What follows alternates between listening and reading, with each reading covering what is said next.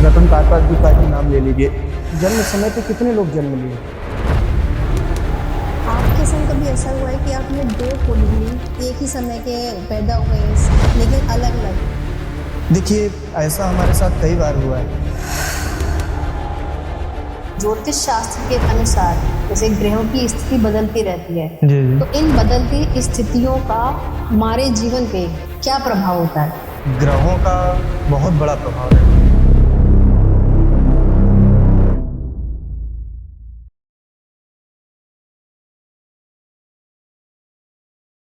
मैं निवेदिता और मैं आपका स्वागत करती हूं अपने इस चैनल में। आज हम बात करेंगे ज्योतिष के बारे में, और ज्योतिष के बारे में हमें बताने के लिए हमारे बीच मौजूद है आज हमारे गुरुजी श्री बी.के. शास्त्री जी। शास्त्री जी, आपका बहुत बहुत स्वागत है।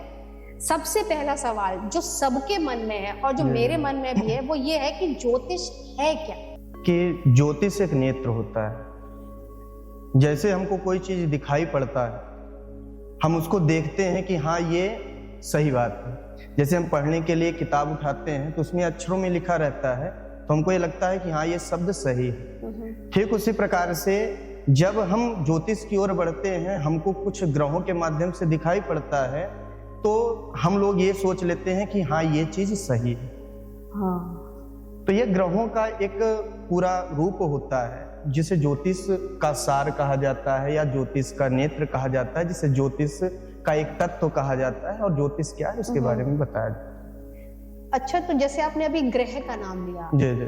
तो ये जो ग्रहों की गति है या इनकी दशा है, इनका हमारे जीवन में या सबके जीवन में क्या प्रभाव होता है? देखिए, जो ग्रहों का यदि माना जाए गति जो होती है, तो गति नाम परमेश्वर, गति तो परमेश्वर की ही चलाई हुई रहती है। बिल्कुल। लेकिन कारण यहाँ पर यह होता है कि हमारे जीवन पर क्या प्रभाव पड़ता है, या महादशा चलती है या प्राण दशा चलती है, सूक्ष्म दशा चलती है, प्रत्यंतर दशा चलती है, अंतर दशा चलती है, कुछ भी चलता है, तो उसमें हमें कैसे उसका प्रभाव झेलना पड़ता है। उसका प्रभाव झेलने के लिए और अच्छा प्रभाव मिलता है या बुरा प्रभाव मिलता है, ये भी देखा जाता है। तो सर्वप्रथम ग्रह पर जो यदि हम चर्चा करें तो 9 ग्रह होते हैं, और 9 ग्रह की अपनी एक गति होती है, अपनी एक सीमा होती है। अमुक ग्रह इतने महीने तक रहेगा, जैसे सूर्य की ले लिया जाए तो सूर्य पूरा 1 मास तक रहता है, और बृहस्पति का ले लिया जाए तो 13 महीने तक रहते हैं। तो उसी प्रकार से सभी ग्रह, अब एक बहुत अच्छे ग्रह हैं जिनका नाम है शनिदेव महाराज। अगर शनिदेव महाराज की बात किया जाए तो 2.5 वर्ष तक, क्योंकि वो लंगड़े ग्रह हैं, धीरे धीरे चलने वाले, तो 2.5 वर्ष तक एक कुंडली पर रहते हैं। तो राहु केतु तो बहुत काफी महीनों तक रहते हैं। तो सबका अपना एक एक नियम होता है कि हाँ हमको ग्रह की गति पर कितने महीने, कितने दिन, कितने वर्ष रहना है। तो ठीक उसी प्रकार से वो अपना प्रभाव दिखाते हैं। अपना प्रभाव दिखाने का तात्पर्य ये है कि जैसे किसी का ग्रह बहुत अच्छा है, कई लोग होते हैं ना, कहते हैं कि इस समय हमारा ग्रह बहुत अच्छा चल रहा है, हमारे पास बहुत धन संपत्ति हो रही है। तो ग्रहों का बहुत बड़ा प्रभाव होता है, बहुत ही अच्छा प्रभाव होता है। और यदि थोड़ा सा विकृत हो जाए, थोड़ा सा गलत भाव में बैठ जाए या गलत स्थान पर बैठ जाए, गलत परिस्थिति में चले जाए, तो उसका दुष्प्रभाव भी झेलना पड़ता है। पंडित जी, ज्योतिष शास्त्र के अनुसार जैसे ग्रहों की स्थिति बदलती रहती है, जी। तो इन बदलती स्थितियों का हमारे जीवन पे क्या प्रभाव होता है? देखिए निवेदिता जी, आपको पहले हम बता भी चुके हैं, लेकिन ग्रहों का बहुत बड़ा प्रभाव रहता है। ग्रहों की यदि परिस्थितियों को देखा जाए तो जैसे सूर्य हो गए, यदि सूर्य को ले लिया जाए तो सूर्य देखा जाए तो यदि ज्योतिष के अनुसार देखा जाए तो सूर्य की उत्पत्ति कश्यप गोत्र में हुआ है। अच्छा। लेकिन यदि पुराणों की तरफ चला जाए तो पुराणों में नारायण जी के पुत्र ब्रह्मा, ब्रह्मा जी के पुत्र मारीच, मारीच के पुत्र व्योस्वान यानी सूर्य भगवान हुए। तो सूर्य भगवान, सूर्य नारायण कहा जाए या सूर्य भगवान कहा जाए, तो ये देखा जाए तो एक प्रकार से अग्नि तत्व है।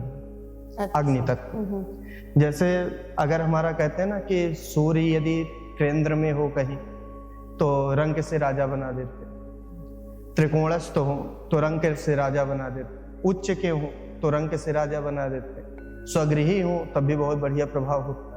लेकिन कभी कभी डिग्रियां क्या कितनी हैं उसको देख करके कुंडली का विश्लेषण किया जाता है। अब जैसे सूर्य लग्न भाव में भाव पर विराजमान है तो उसकी दशा कुछ और होती है। जैसे वो जातक बहुत ही सुंदर होगा, गौड़ वर्ण का होगा, लेकिन यहाँ पर यदि सूर्य अपनी राशि पर जैसे बैठ जाए तो थोड़ी सी लंबाई अच्छी हो जाती है।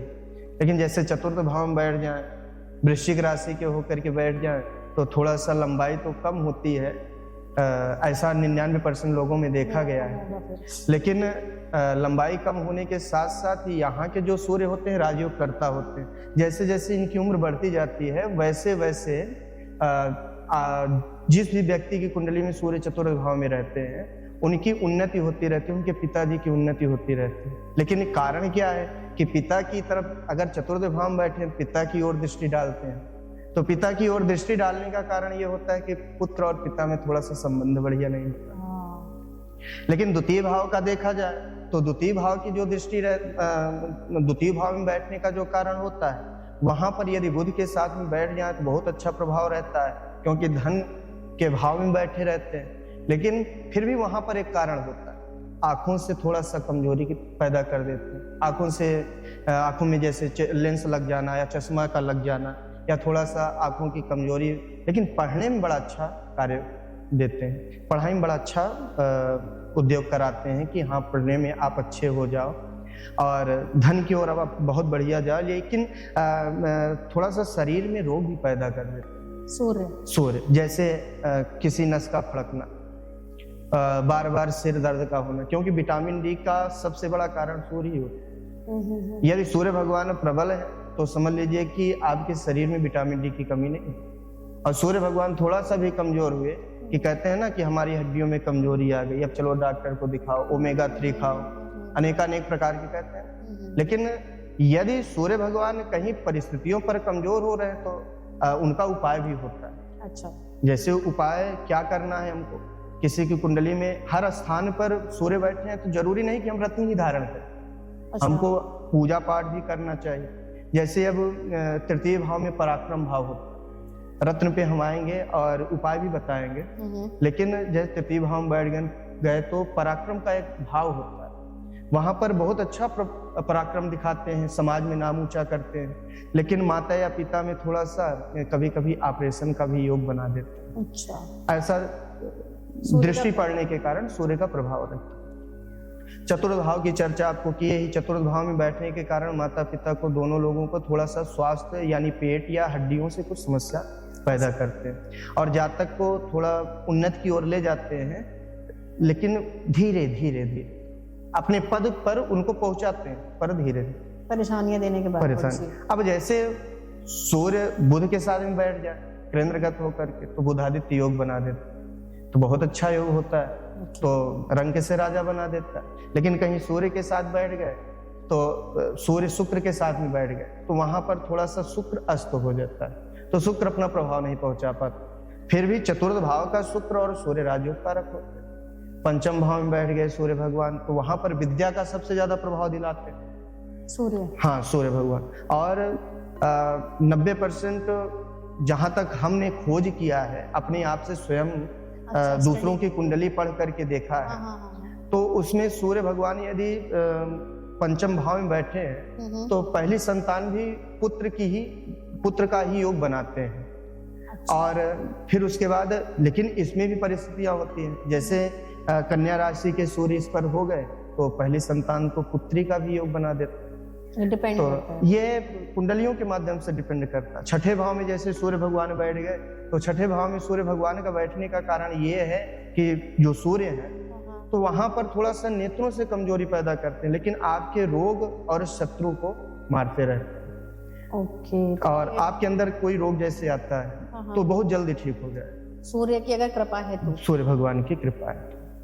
और जैसे सप्तम भाव में सूर्य भगवान बैठ गए तो सप्तम भाव में बैठने के कारण वहां पर यह होता है कि जब तक विवाह नहीं होगा, जैसे किसी लड़की की कुंडली है या किसी लड़के की कुंडली है, तो जब तक विवाह नहीं होगा तब तक उनको अच्छे पद नहीं मिल पाएंगे। यानी यूं कहा जाए तो कि विवाह होने के बाद भाग्योन्नति हो। अच्छा जी।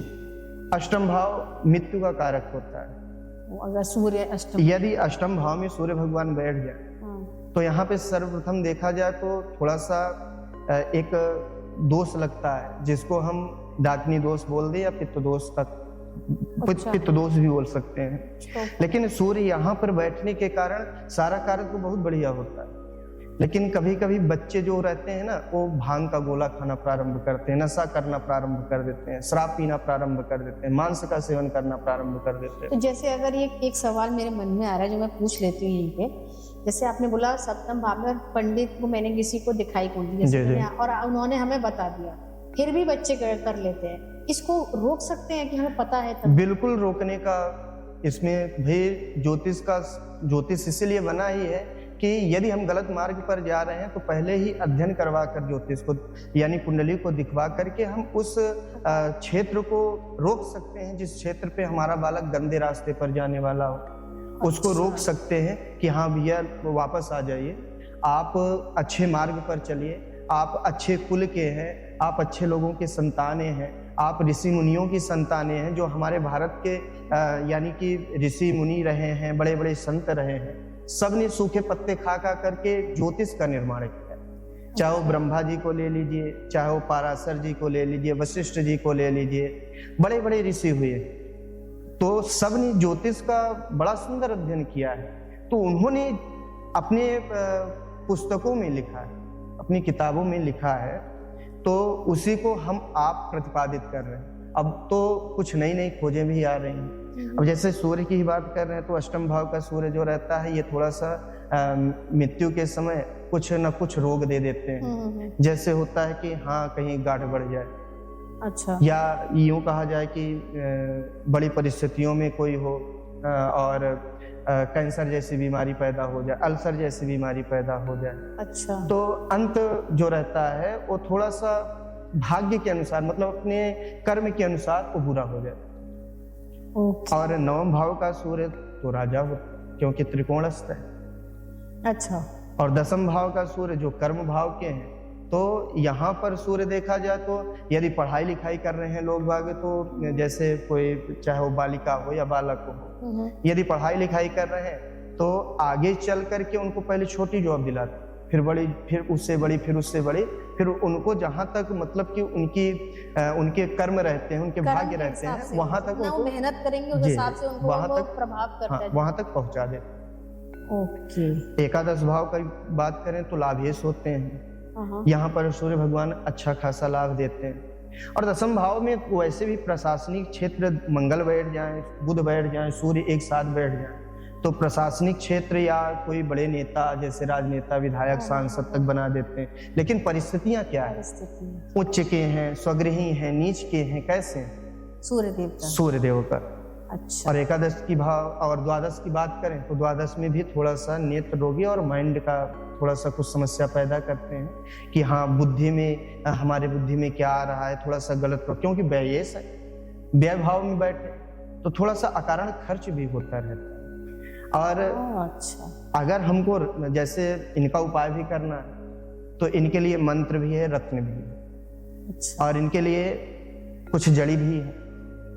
तो जड़ी-बूटी? जी जी, अच्छा, जैसे उसको धारण कर लीजिए, मतलब सामर्थ्य के अनुसार होता है। सामझ गया। अब जैसे सूर्य भगवान का रत्न माणिक्य होता है, ओके, माणिक्य होता है, और माणिक्य अब जैसे केंद्र या त्रिकोण में बैठे हैं, परिस्थितियां क्या है, नीच के यदि सूर्य है तो उनका रत्न हम कभी नहीं पहनवाते। सूर्य देवता का रत्न, अगर नीच के हैं अच्छा, तो कभी नहीं, जैसे तुला राशि के हो गए तो उनका रत्न हम कभी नहीं पहनवाते, ओके, क्योंकि नीच के होकर के भी अपने उच्च स्थान पर अपनी नजर डालते हैं। जैसे आप किसी के घर में बैठ जाए और आपके घर में कोई और बैठ जाए, दोनों एक दूसरे के घर में बैठ जाए, अगर आप उनका घर बेकार करेंगे तो आपका घर बेकार करेगा। ओके, तो ठीक उसी प्रकार से दूसरे के घर में बैठे हैं लेकिन दृष्टि अपने घर पर डाल रहे हैं। अब आप दूसरे के घर में बैठेंगे तो देखेंगे अपना ही दिमाग में अपना घर जी रहता जी। है। तो ठीक उसी प्रकार से जैसे वो दूसरे के घर में बैठे हैं, अपने घर में दृष्टि डाल रहे हैं, हाँ, और दूसरा कोई उनके घर में बैठा है तो उनके घर में दृष्टि डाल रहा है, अपने घर पर दृष्टि डाल रहा है, ठीक वही प्रभाव रहता है। तो जहां पर केंद्र और त्रिकोण का योग हो, केंद्र में सूर्य भगवान बैठे हो, त्रिकोण में बैठे हो, तो वहां पर आप रत्न धारण करवा सकते। महादशा चल रही हो, सूक्ष्म दशा चल रही हो, तो उस स्थान पर आप रत्न धारण करवा सकते। जैसे सूर्य भगवान की महादशा चल रही, माणिक्य पहनवा दे, अच्छा, सूर्य भगवान रूबी की पहनवा दे। और इनका उपरत्न भी होता है सूर्यकांत मणि। ये कहाँ मिलती है? ये भी सब जो रत्न के रत्न केंद्र है, हाँ हाँ, वहां पर अच्छे रूप से उपलब्ध हो जाते हैं। ओके। और दूसरा चीज, यदि हम मंत्रों की बात करें तो मंत्र जो है बड़े सरल होते हैं। कोई कुछ नहीं बोल पा रहा है तो ओम सूर्याय नमः कह दीजिए, ओम भानुवे नमः कह दीजिए। क्या तो फायदे हैं मंत्रोच्चारण? मंत्रोच्चारण के ये फायदे हैं कि जैसे हम बड़ी विपत्ति, मतलब बहुत कमजोर परिस्थिति के, हमारे पास न धन है न कुछ है, तो ये जरूरी नहीं कि आप ब्राह्मणों से ही करवाएं। हाँ हाँ, यदि आपके पास सामर्थ्य है, आप नहीं कर पा रहे हैं, समय नहीं है, तो आप ब्राह्मणों से करवाइए, नहीं तो स्वयं करिए। अच्छा। और स्वयं कर रहे हैं तो जैसे जैसे आप करते, जैसे एक वृक्ष होता है ना, छोटा सा लगाइए वृक्ष, हाँ हाँ, पौधा लगाइए, फिर उसके बाद पेड़ बनता है, जी। पेड़ के बाद वृक्ष बनता है। ठीक। जब वृक्ष बन गया तो वृक्ष फल कब देगा? वो अपने समय पर ही समय देगा, पे जब देगा। उसका समय आएगा तब फल देगा। उसी प्रकार से जब हम मंत्र जपेंगे और हमारा मंत्र पूर्ण हो जाएगा तो अपने आप वो फल देना प्रारंभ कर देगा। अब जैसे आपने बोला कि समय से बढ़े हैं, आजकल जैसे ऑर्गेनिक चल रहे हैं, तो ज्योतिष शास्त्र में वो ऑर्गेनिक क्या है जो जल्दी हमें बढ़ा दे? जैसे नहीं कुछ कुछ उपाय होते हैं कि तुम्हारा काम समय से बढ़ेगा, लेकिन अगर तुम ये कर लेते हो तो अच्छे से जल्दी से काम हो जाएगा। देखिए, कई लोग कहते हैं ना कि अभी तक हमारी परिस्थितियां बहुत बेकार थी, हाँ, बहुत बेकार थी। हाँ, लेकिन अगर उनको हम मंत्र जपने के लिए बोलते तो दिन भर में बहुत जपते, 108 बार या 1100 बार, correct। 2100 बार जपते। जी, लेकिन एक दिन में ही ब्राह्मणों को बैठा करके उन्होंने 21,000, 51,000, 1,00,000, 1,25,000 जप करवा लिया। ठीक ठीक तो जब उनके जप का क्रम पूर्ण हो गया तो फल जल्दी देना हो प्रारंभ गया। हो जाता है। ठीक। तो जल्दी, आपको जल्दी करना है या विलंब करना है, ये तो आपके ऊपर निर्भर करता है। आप भी समय निकाल करके उतना मंत्र के, जितना मंत्र है उसको आप जप लीजिए, आपका कार्य सिंगल होगा। करोगे तो समय ज्यादा लगेगा, जी। और आप दो तीन ब्राह्मणों को बिठा जी, के जी। एक संग करेंगे तो वो प्रभाव जल्दी होगा। जल्दी पहुंचेगा, ये कारण होता है। और सूर्य तो पिता का भी कर्ता होता है, पिता का भी मालिक होता है, बुद्धि का मालिक होता है, हड्डियों का मालिक होता है। यदि, और कभी कभी क्या होता है कि कई लोग कहते हैं कि हमको हमको टेंशन होता है। तो टेंशन क्यों होता है? यहाँ एक सन की रोशनी तो बर्दाश्त नहीं होती, 10 सूर्य की रोशनी, टेंशन 10 सन। हाँ, 10 सूर्य की रोशनी हमको बर्दाश्त हो पाएगी? नहीं हो पाएगी। तो इस टेंशन को मिटाना है, तो इस टेंशन को मिटाने के लिए हमें ज्योतिष की ओर बढ़ना ही पड़ेगा। हमको अपना सूर्य ग्रह मजबूत करना ही पड़ेगा। विद्या चाहिए, बुद्धि चाहिए, और अपने माइंड को अच्छा करना है, कूल करना है, थोड़ा शांत बढ़िया करना है, शांत करना है। तो सूर्य की ओर हमको जाना ही पड़ेगा, सूर्य भगवान का पूजन करना पड़ेगा, उनका रत्न धारण करना पड़ेगा। और ये सब के लिए सूर्य सौर्य मथेंद्र रुच्च पदवी। हाँ, सूर्य यदि चाह ले तो बहुत उच्च स्तर तक आपको पहुंचा सकता वो सूर्य है सबसे ऊपर, हमको सूर्य। रोशनी दे रहा है वो। है। जी जी, सूर्य यदि चाह ले तो उच्च स्तर तक आपको पहुंचा सकता है। और सूर्य आपके कुंडली में अच्छे नहीं है तो फिर एड़ियां रगड़ते रहो, रगड़ते रहे। नहीं तो उसके लिए आपके पास आना पड़ेगा। आना तो आप पड़ेगा। उपाय देंगे और सब अगर समस्या को आएंगे तो उपाय मिलेगा। हाँ, यदि घर बैठकर कोई कार्य नहीं होता, मिलना पड़ता। जैसे हमको रोग होता है, डॉक्टर मिलते हैं, मिलते। सही जवाब। उसी प्रकार से आप डॉक्टर के पास जाएंगे तो आपका पहले अल्ट्रासाउंड, सिटी स्कैन, जो जैसे आपको रोग रहेगा वैसे करेंगे। लेकिन हमारे मेडिकल एस्ट्रोलॉजी में क्या है और एस्ट्रोलॉजी में क्या है, सारा कुछ उसमें आपकी कुंडली देखने मात्र से, आपका जन्मांक देखने मात्र से, आपका नवमांश देखने मात्र से आपके पूरे शरीर का रोग, आपके पूरे लक्षण, आपने भविष्य में क्या किया है, आपने पीछे क्या किया है, आगे क्या करेंगे, अभी क्या कर रहे हैं, सब कुछ उसमें उतार कर लिख दिया जाए। गुरुजी, आज के इस आधुनिक समाज में जो नई जनरेशन है बहुत पाश्चात्य जीवन से बहुत ज्यादा प्रभावित है। जी जी। जैसे पैर नहीं छूना, कूल दिखने के लिए हाथ भी नहीं जोड़ना, तो इन सब चीजों को देखते हुए हम ज्योतिष को कैसे इनके पास लाके उनके मार्ग को एक उज्जवल जीवन दे सकते हैं? देखिए निवेदिता जी, हम आपको बताना चाहते हैं, कारण यहाँ पर पश्चिमी सभ्यता को अपनाना नहीं है, कारण यहाँ पर संस्कार का बहुत बड़ा होता है। और दूसरा चीज, हमारा रहन सहन का बहुत बड़ा प्रभाव होता है। हम कैसे रह रहे हैं, कैसे उठ रहे हैं, कब उठ रहे हैं, सुबह कितने समय उठना चाहिए, हमारे शास्त्रों ने बताया है, जितासनो जितश्वासो जित संगो जितेंद्रिया। पहले यदि आपको पश्चिमी सभ्यता को छोड़ना है तो पहले अपने सनातन धर्म की ओर आइए। जितासनो, पहले आसन पर विजय प्राप्त करो। जित श्वासो, फिर प्राणायाम करो। कहा जाता है प्राणायामम परम। यदि प्राणायाम करते हैं, योग करते हैं, उससे बहुत ही हमको ताकत मिलती है। हमारा जो निगेटिव एनर्जी है हमसे दूर भागती है, एक शरीर पर ऊर्जा लाती है। ज्योतिष का प्राणायाम से बहुत बड़ा, जैसे हम भ्रामरी प्राणायाम करते हैं तो हमारा सूर्य मजबूत होता है, हमारा चंद्रमा मजबूत होता है, हमारा शनि मजबूत होता है, हमारा प्राणायाम से बहुत बड़ा प्रभाव पड़ता है। तो प्राणायाम कर, कपाल भारती करते हैं, अनुलोम विलोम करते हैं, तो हमारा ये सूर्य और चंद्रमा हम मजबूत होते हैं। तो प्राणायामम परम बलम, प्राणायाम करना चाहिए। जितासनो जितश्वासो जित संगो, फिर संग को जीतना चाहिए। जैसा करेंगे संग वैसे चढ़ेगी रंग, जैसे हमारा संग होगा वैसे ही रंग चढ़ेगा। तो संग हमारा कैसा जा रहा है, हमारे यदि देखा जाए तो बच्चा किस मार्ग पर जा रहा है। पहला कर्तव्य तो माँ का होता है। यदि माँ चाहे तो बच्चे को बड़े स्तर पर ले जा सकती है, डीएम, कमिश्नर, प्रधानमंत्री बना सकती है। और यदि माँ चाहे तो बच्चे को जेब कतरा, चोर, डाकू भी बना सकती है। तो माँ का बहुत बड़ा कर्तव्य होता है। और माँ का कर्तव्य कहाँ से, चंद्रमा से निर्धारित होता है। अच्छा। यदि चंद्रमा कुंडली में प्रबल है तो माँ आपको विशेष ध्यान देगी। और चंद्रमा भी जो कुंडली में होता है माँ के ही समान रक्षा करता है, मदद करता है, अब आगे बढ़ाने के लिए मददगार होता है। तो पहला कर्तव्य माँ का होता है। और यहाँ पर दूसरा कर्तव्य तब जाकर के पिता का होता है। प्रथम गुरु माँ, दूसरा गुरु पिता होता है। तब पिता का कर्तव्य आता है कि बच्चा जा रहा है कहीं बाहर पढ़ने जा रहा है या मित्रों के साथ में जा रहा है, तो कहीं कोई अनर्गल काम तो नहीं कर रहा है जिससे आगे चल करके इसको समस्या हो। वहां पर पिता का कर्तव्य बनता है बच्चों को देखना।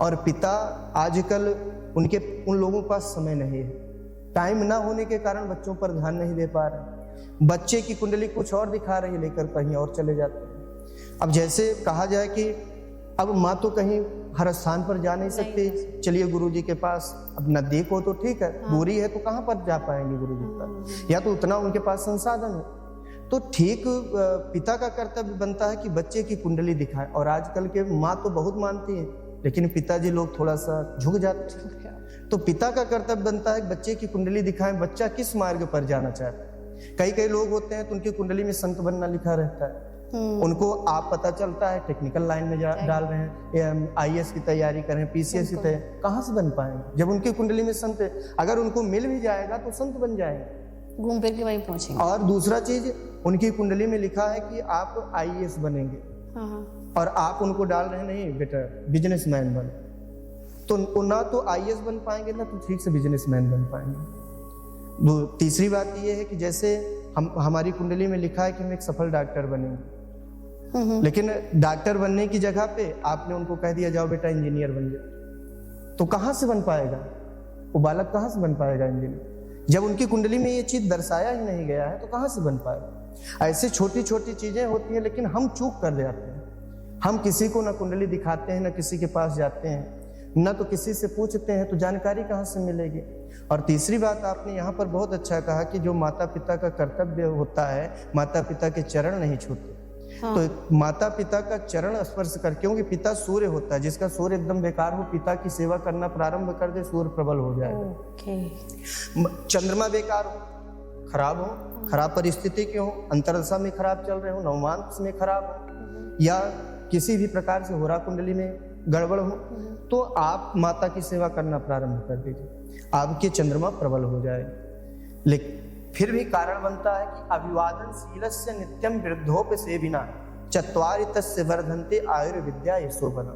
जो अपने माता पिता का, अपने पूर्वजों का सेवा करता है, ये गुण कहाँ से आता है, माता पिता से आता है। माँ पिता ने अपने पिता की सेवा किया है तो बच्चे देख रहे हैं, वो भी करेंगे। और दूसरी चीज ये है कि अगर पिता ने सेवा नहीं किया है तो बच्चे नहीं कर पाएंगे। आपने जितने दिन पिता की सेवा किया है, बच्चे उसका दोगुना आपका करें। आपने नहीं किया तो नहीं कर पाएंगे। तो इसलिए सूर्य को देखा जाता है कि सूर्य प्रबल है कि नहीं, पिता से पटरी बैठेगी कि नहीं बैठेगी, पिता से सामंजस्य बनेगा कि नहीं बनेगा। चंद्रमा को देखा जाता है कि माता से अच्छा संबंध रहेगा कि नहीं रहेगा, माता को इधर उधर की बातें तो नहीं बोलेगा, माँ को कहीं ये नहीं कि धुंधकारी के जैसे माँ को कुएं में मार कर तो नहीं डाल देगा, या माँ उसके प्रताड़ना से स्वयं कुएं में तो नहीं कूद पाएगी, कूद जाएगी। ये सब देखना पड़ता है। और जो माता पिता और बुजुर्गों की सेवा करता है उससे 4 चीज बढ़ती है, एक आयु, विद्या, यश और बल। अगर इन चीजों को पाना है तो आपको माता पिता की सेवा करना पड़ेगा, उनका चरण वंदन करना पड़ेगा, पश्चिमी सभ्यता को छोड़ना पड़ेगा। लेकिन आजकल पश्चिमी सभ्यता को हम लोग अपनाते जा रहे हैं, इतना अपनाते जा रहे हैं कि कुछ कहने की बात नहीं। भगवान श्री कृष्ण से बड़ा तो कोई इस संसार में है नहीं। लेकिन जब वो हस्तिनापुर से द्वारिका पहुंचे ना, तो पहले पौरवी, रोहिणी, भद्रा, मदिरा, रोचना, इला, देवकी प्रमुखा, यानी कि जितनी भी माताएं थी उनकी 7 माताएं थी। 7 माताओं में देवकी प्रमुख थी। उनको साष्टांग दंडवत प्रणाम किया उन्होंने। अपने पिता वसुदेव जी को प्रणाम किया उन्होंने। लेकिन आजकल के लोग झुकना जानते ही नहीं, झुकना ही नहीं उनको, क्योंकि झुक पाएंगे ही नहीं। उनको शनि महाराज ने इतना प्रभावित कर दिया है, क्योंकि किसी प्रकार का कार्य किए नहीं, वर्ग किए नहीं, योग किए नहीं, प्राणायाम किए नहीं, सूर्यासन किए नहीं, तो उनको शनि भगवान ने इतना प्रताड़ित कर दिया कि कमर से बुढ़े होते जा रहे हैं, कमर से झुक नहीं पा रहे हैं। और जब झुक नहीं पाते हैं तो माता पिता को प्रणाम उनके चरणों के अंगूठे से थोड़ी करेंगे, उनके गठवे को छू लेंगे, नहीं तो दूरे से ही प्रणाम, ऐसे हवा में कर लेते हैं, हवा में कर लेते, उसमें कुछ फल प्राप्त नहीं होने वाला, कुछ फल प्राप्त नहीं होने वाला। कहा जाता है कि जैसे आप प्रणाम करेंगे आशीर्वाद तो वैसे मिलेगा। वैसे माता पिता हैं, बच्चों के लिए कभी गलत तो सोचेंगे नहीं, लेकिन अब आप कैसे सोच रहे हैं? वैसे जो हमारे घर की कन्याएं हैं या महिलाएं हैं या माताएं हैं, उनको पंचांग प्रणाम करने का अधिकार है, लेकिन अष्टांग प्रणाम नहीं कर सकते। अष्टांग प्रणाम सिर्फ जो पुरुष वर्ग है उनको करने का अधिकार है। और दूसरा चीज, इसमें कई प्रकार की बातें हैं। प्रणाम का भी नियम है। प्रणाम हमेशा अंगूठे को करना चाहिए, दाहिने से दाएं पैर को स्पर्श करना चाहिए, बाएं से बाएं पैर को स्पर्श करना चाहिए, तब जाकर के प्रणाम माना जाता। आप नहीं तो पहले सिर से प्रणाम करते थे, पहले अष्टांग प्रणाम, फिर सिर से प्रणाम, फिर अब आजकल फैशन चल गया कि हाथों से प्रणाम। अब हाथों की बात जाने दीजिए, घुटनों से प्रणाम, कई प्रकार की चीजें आ रही हैं। ये क्या है? क्योंकि शनि और राहु केतु अपना प्रभाव दिखा रहे हैं। गुरुजी, एक ही समय में, एक ही वक्त में, ग्रहों में, नक्षत्र में, सब कुछ एक ही है, और उसी एक ही समय में कई जगह कई लोग जन्म ले रहे हैं। सब कुछ एक साथ होने के बाद भी सबका व्यक्तित्व अलग है, उनकी जीवन शैली अलग है, उनकी परेशानियां अलग है। कोई बहुत पढ़ा है, कोई कहीं नहीं खड़ा है। इसका क्या कारण हो सकता है? देखिए निवेदिता जी, हम आपको एक बात बताते हैं। लोग बाग जितने भी जन्म लेते हैं जाते हैं, जरूरी नहीं कि एक जैसे कोई बड़ा व्यक्ति जन्म ले ले, धनवान हो जाए या नामी हो जाए, तो जरूरी ये नहीं कि हाँ उस समय पर वही अकेले व्यक्ति जन्म लिया। यहाँ पर तात्पर्य ये निकलता है कि वर्ष भी वही है, महीना भी वही है, यानी कि मास भी वही है, और दिन भी वही है, समय भी वही है, बिल्कुल, नक्षत्र भी वही है, और देखा जाए तो दिन और रात्रि जो है वही है, वो भी एक है। लेकिन जो जन्म लिया व्यक्ति, उस नक्षत्र, उस राशि, उस समय, वो कुछ लोग होते हैं बहुत बड़े हो जाते हैं, धनवान हो जाते हैं, उनका पारिवारिक परिस्थितियां बहुत अच्छी होती हैं। लेकिन कुछ लोग ऐसे भी होते हैं कि जो उस नक्षत्र, उस घड़ी, उस तिथि में जन्म लेकर के देखते हैं तो एकदम नीचे स्तर के हो जाते हैं, बहुत ही गरीब हो जाते हैं, या कम पढ़े लिखे लोग हो जाते हैं। तो कारण क्या होता है? कारण यहाँ पर 2 बनते हैं। एक तो पूर्व जन्म के कर्म, ठीक, हमने जैसा कर्म किया है इस जन्म में वैसे ही हमारा प्रभाव रहेगा। हमने पूर्व जन्म में बहुत अच्छे दान किए हैं, बहुत अच्छा दूसरों के लिए कल्याण के लिए कुछ कार्य किए हैं, यज्ञ किए हैं, अनुष्ठान करवाए हैं, किसी की बेटी का विवाह करवा दिए हैं, किसी को पढ़ने के लिए दान कर दिए हैं, किसी के लिए विद्यालय खुलवा दिए हैं, तो हमने अच्छे कार्य किए पूर्व जन्म में। तो इस जन्म में हमारा भाग्य, भाई जितना हम दान करेंगे हमारा दान वो अगले जन्म में या जैसे हमारा कर्म रहेगा इस जन्म में भी मिल सकता है। लेकिन दूसरा कारण क्या है कि दूसरे लोग जो होते हैं वो कुंडली को दिखाते हैं। कुंडली को देखा गया, उसमें कौन सा ग्रह बेकार चल रहा है, जैसे सूर्य हो गया बेकार है, चंद्रमा जी कहीं बेकार ना हो, मंगल जी, बुध जी, बृहस्पति जी, जो भी जी, तो कहीं बेकार तो नहीं। तो उनका हमने उपाय करवा दिया, तो हमारा मार्ग जो था वो प्रशस्त हो गया, हम आगे निकल गए। लेकिन अन्य लोगों ने कुंडली नहीं दिखाया और न किसी प्रकार का उपचार करवाया, ना किसी को कुंडली दिखाने की बात जाने दीजिए, किसी से सलाह भी नहीं ली कि हमको कुंडली दिखाना चाहिए या नहीं दिखाना चाहिए। कई लोग तो ऐसे होते हैं जिनको अपना डेट ऑफ बर्थ टाइम भी नहीं मालूम रहता है, लेकिन फिर भी यदि कुंडली नहीं दिखाए तो हम जहाँ के तहाँ पड़े रहेंगे। और उन्होंने कुंडली दिखा करके उपचार करवा लिया, इसलिए आगे बढ़ गए। जैसे स्वर्गीय रतन टाटा जी का ही नाम ले लीजिए, तो उनके जन्म समय पे कितने लोग जन्म लिए हो, लेकिन सब उनके जैसे ब्रह्मचारी थोड़ी रहे, सब उनके जैसे तेजस्वी नहीं हुए, सब उनके जैसे ओजस्वी नहीं हुए, सब उनके जैसे मनस्वी नहीं हुए, सब उनके जैसे नाम पैदा नहीं कर पाए। कारण ये था कि, और दूसरा चीज ये भी होता है कि जन्म तो लिया होगा उनके समय पर कई लोगों ने लिया होगा, लेकिन चाहे वो गांव स्तर के रहे हों, चाहे वो शहर स्तर के रहे हों, जैसा उनका कर्म था उसी प्रकार से उनका नाम है। लेकिन रतन टाटा जी उससे और आगे बढ़ गए। बस कारण यही है कि हमारा कर्म हमको कहाँ तक लेकर जाता है। इसलिए कुंडली भी दिखाना अति आवश्यक है और कर्म भी करना अति आवश्यक है। जैसे मान लीजिए कि कोई उसी समय पर जन्म लिया और आईएएस बन गया, आईपीएस बन गया, पीसीएस बन गया, और कई लोग उसी समय पर जन्म लिए, वो किसान के बेटे थे, किसान ही रह गए। या यूँ कहा जाए कि जैसे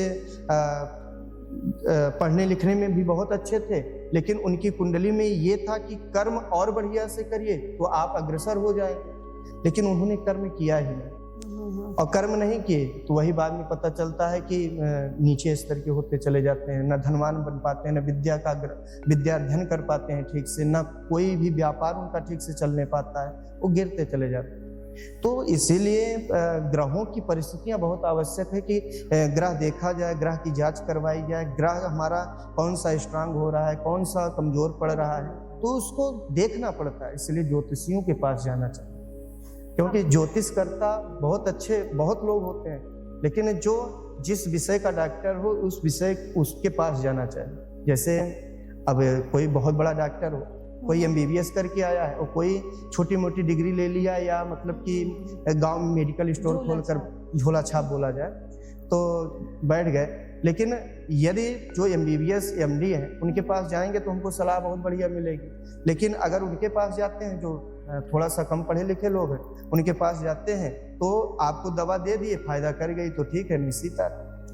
ठीक उसी प्रकार से अच्छे डॉक्टरों का चयन करना चाहिए, जो पढ़े लिखे हों, जो जानते हों, या पीढ़ी दर पीढ़ी चले आ रहे हैं, उस प्रकार के डॉक्टर को पकड़ना चाहिए, उसी प्रकार के ज्योतिषियों को पकड़ना चाहिए कि हाँ जो जानकारी हो, पढ़े लिखे हो और आचार किए हों। ये नहीं कि हाँ 2-4 विषय की जानकारी ले ले तो कोई आचार्यत्व को संभाल लेता है, ऐसा भी नहीं होता है। उसके लिए जानकारी चाहिए, गहराई में कूदना पड़ता है। तो बहुत ही सूक्ष्म भी ज्योतिष है और गहराई के भी ज्योतिष है, लेकिन कौन कितना पकड़ पाता है इस पे निर्भर है। आपके संग कभी ऐसा हुआ है कि आपने 2 कुंडली एक ही जैसी, मतलब एक ही समय के पैदा हुए लेकिन अलग अलग, वो आपको पर्सनल एक्सपीरियंस आप शेयर करोगे? देखिए ऐसा हमारे साथ कई बार हुआ है, और यहाँ तक कि जब हम शुरू में गांव में ही थे तो वहाँ पर जब कुंडली देखते थे ना, तो क्योंकि शुरुआत में जो हमारा बचपन रहा है बहुत ही सामान्य परिवार से है। अच्छा। तो जो हमारा बचपन रहा है, तो बचपन से ही हमारी 7 वर्ष की अवस्था से ही कुंडली देखने की जो हमारी एक मतलब की लगन थी, या ये कहा जाए कि कला थी।